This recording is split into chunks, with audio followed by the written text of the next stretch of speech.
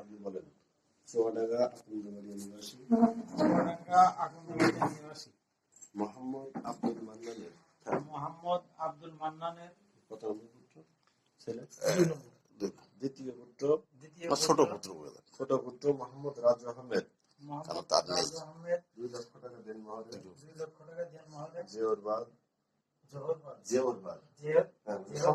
সম্পূর্ণ বাকিতে আমার ওকালতিতে বিবাহের প্রস্তাব দিয়েছে। আপনি কি রাজি আছেন? বলেন, আমি প্রস্তাব কবুল করিলাম। একবার দুবার ঝামেলা করুন না,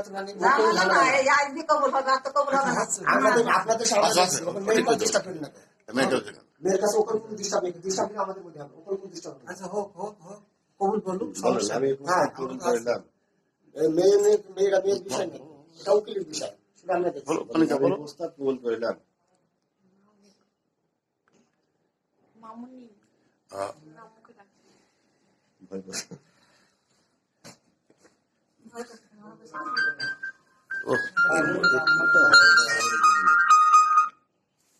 হ্যালো, আমি কোটচাঁদপুর। কি করে আসে এত বড় একটা কালছি? হ্যাঁ, আর না না, ওখানে হীরা এদিক ঝরা কুইন্টি করবো। হীরা রাখেন, এখন জমা করেন। হ্যালো, আচ্ছা, এনা ভাই ঝরার সাথে কথা বলেন। হীরা হীরা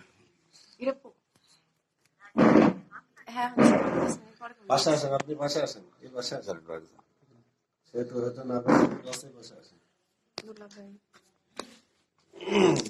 বলেন, আর বলেন। চুয়াডাঙ্গা আকন্দবাড়িয়া নিবাসী মোহাম্মদ আব্দুল মান্নানের দ্বিতীয় পুত্র মোহাম্মদ রাজু আহমেদ 2 লক্ষ টাকা দেন মহরে, সম্পূর্ণ বাকিতে আমার ওকালতিতে আপনাকে বিবাহের প্রস্তাব দিয়েছে। সম্মতি আছেন আপনি? বলেন, আমি প্রস্তাব কবুল করিলাম।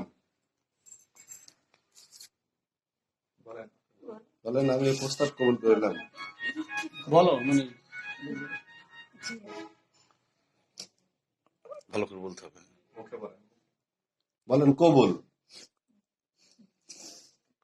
আচ্ছা, আর বলেন। চুয়াডাঙ্গা আকন্দবাড়িয়া নিবাসী আব্দুল মান্নানের দ্বিতীয় পুত্র রাজু আহমেদ 2 লক্ষ টাকা দেন মহরে, আমার ওকালতিতে আপনাকে বিবাহের প্রস্তাব দিয়েছে। আপনি কি রাজি আছেন? বলেন, আলহামদুলিল্লাহ, আমি কবুল করিলাম।